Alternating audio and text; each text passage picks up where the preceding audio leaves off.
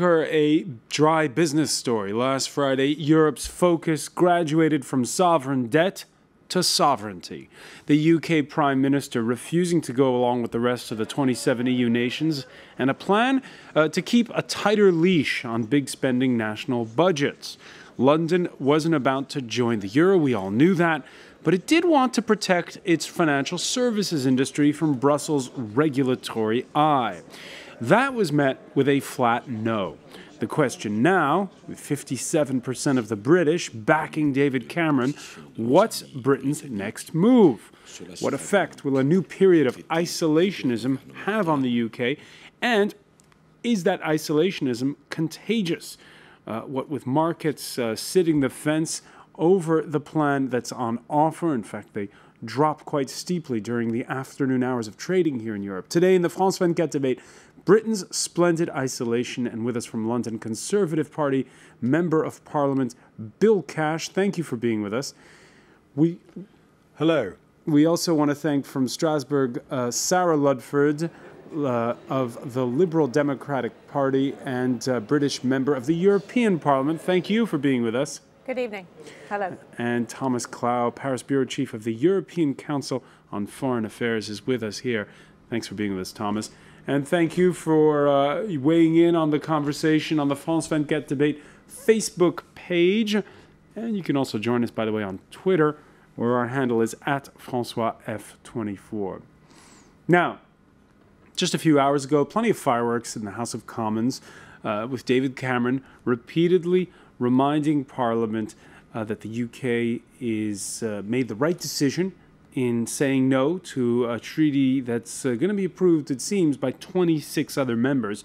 The UK, home to Europe's financial capital with financial services, he reminded lawmakers amounting to 11% of taxes and 7% of the UK's employment. We were simply asking for a level playing field for open competition for financial services companies in all EU countries, with arrangements that would enable every EU member state to regulate its financial sector properly. To those who are saying we were trying to go soft on the banks, nothing can be further from the truth. Well, that was the UK Prime Minister there. I want to start with you, Sarah Ludford.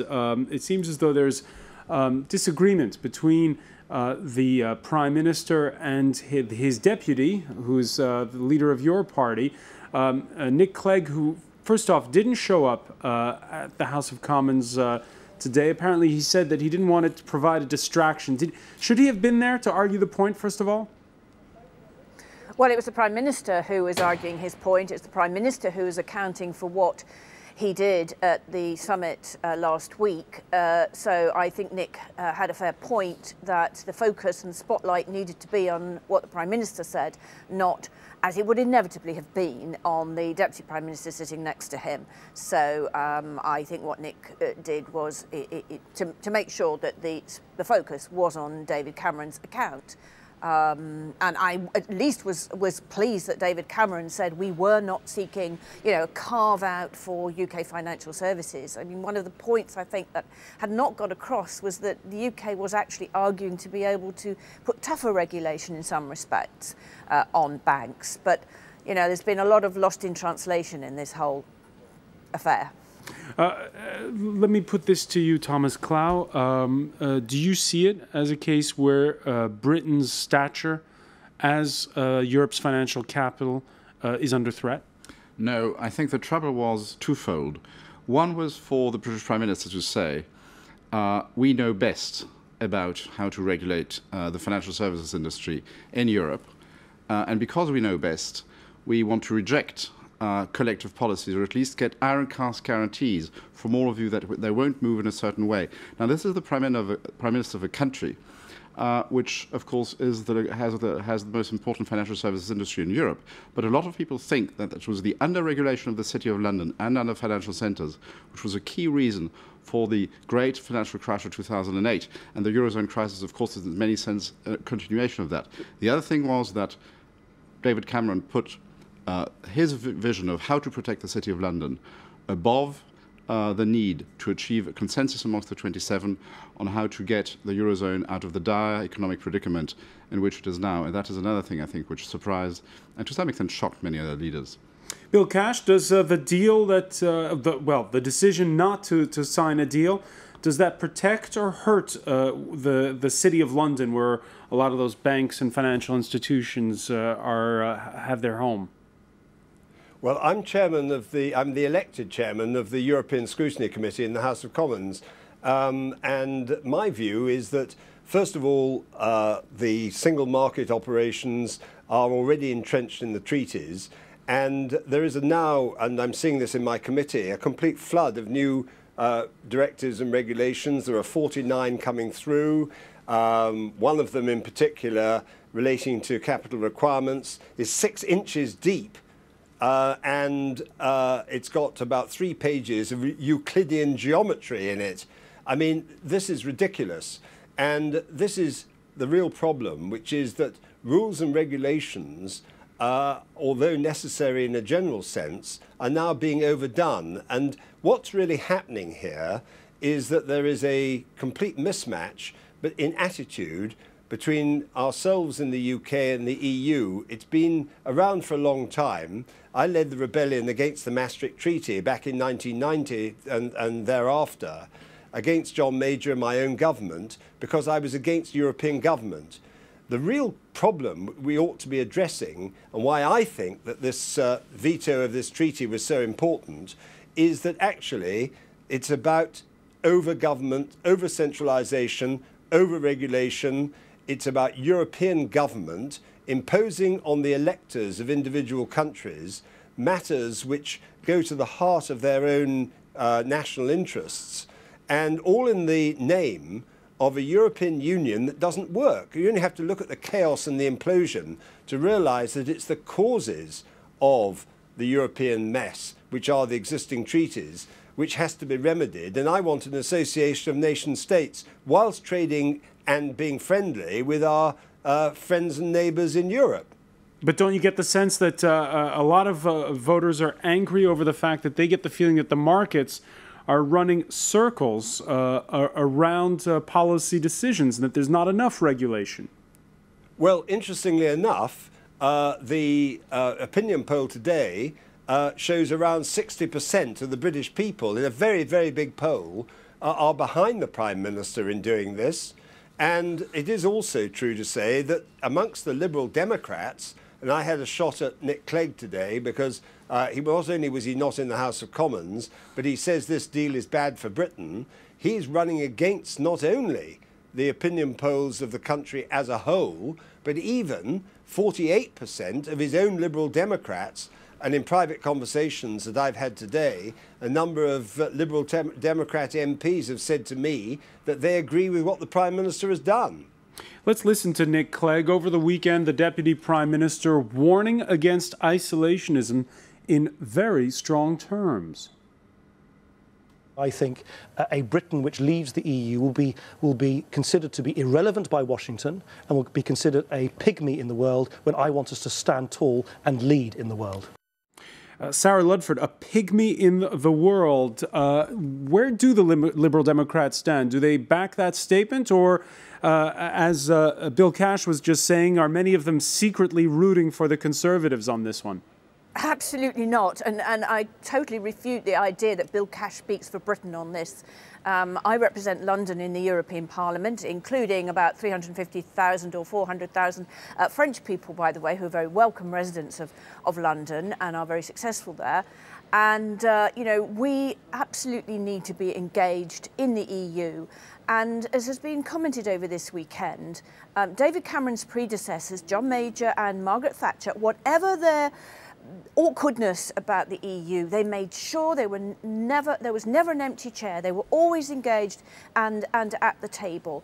And to be honest, I cannot understand how David Cameron went to that summit when we knew that Chancellor Merkel wanted a treaty of 27 and he managed to come away without it. And I very much hope that there will be a chance because, to be honest, I think it would be much better still to have a treaty of 27. It's going to be legally very awkward for the 26 to use the EU institutions to enforce the New Deal. So I hope there will be a second bite at the cherry, as we say, that David Cameron will be able to go back and say, I stick to what I've been saying the last few weeks. I want the Eurozone to be stable because any instability or collapse in the Eurozone is a disaster for Britain. And so I want to be helpful. So that's what he was saying in the run-up to last Thursday. So quite what happened between 2:30 and 4 a.m. in Brussels is a little bit of a mystery. And I think, it is bizarre that he's managed to sort of create the idea that Britain does not want to properly regulate the banks, because that is not the policy of the coalition government. And the Liberal Democrats in the coalition are very clear, as Vince Cable, the business secretary from the Lib Dems, has said, we want proper reform of the banks, including, for instance, a separation of high street retail banks and the casino banking investment banks. We want to be able to, if necessary, go beyond EU legislation on that. So it is very much in the interests of the City of London to be fully engaged in the EU single market, not to be regulated differently, to have a level playing field across the EU, and perhaps some stricter requirements in London, which is the coalition government policy. So that, as I say, did not get across on Thursday night, Friday morning, is something of a tragedy. And I hope there will be a chance to retrieve the situation. Sarah Ludford, at what point does it become untenable for the Liberal Democrats to remain in the coalition government? Well, look, it's clear, it's not exactly the world's best kept secret that the Liberal Democrats and the Conservatives, particularly the way the Conservative Party has evolved in recent years, I mean, that wasn't always the case because it was the Conservatives, Edward Heath, who took us into the European Union. So the Conservative Party was once pro-European, unlike the Labour Party, which historically was anti-European. But now, unfortunately, the Tory party has become increasingly not just Eurosceptic, but Europhobic. And the Liberal Democrats are pro-European, as you saw what Nick Clegg said yesterday. We are determined. We don't say everything in the garden is rosy in the EU. We're reformists, not least that we shouldn't have to the European Parliament going to Brussels every month. But we are passionately believe that by pooling our sovereignty, we can do more together. So are you suggesting today? Let me just give you an example today. The climate change talks in Durban is an EU success. For the first time, we'll have a legally binding treaty, and that's because the EU stayed totally united. You can't do that, one country or even France or Germany on their own. Sarah Ludford, are you suggesting that you'd be better off in a coalition with Labour at this point? Now, I am not in favour of leaving the coalition. We are going to fight our corner within the coalition. Win a seat. As was clear when we went in May 2010. And we also said, I mean, we now have an agreement on a fixed-term parliament. We are going to stay the course because we believe that the policies on trying to rebalance the economy, to cut the deficit, and to try and get out of the hole, which unfortunately the last Labour government took us into, is still the right course. But we are going to have to agree to disagree about Europe, and the Liberal Democrats are going to try and persuade David Cameron to at least take a sensible, pragmatic approach. Bill Cash, do you agree with that?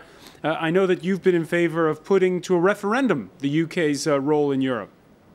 Yes, we need a fundamental renegotiation of our relationship with the European Union. Let me just give you an example. Between 2009 and 2010, we were running a trade deficit of minus 14 billion in 2009 with the other 26 member states. In 2010, 1 year later, it had gone up to minus 51 billion.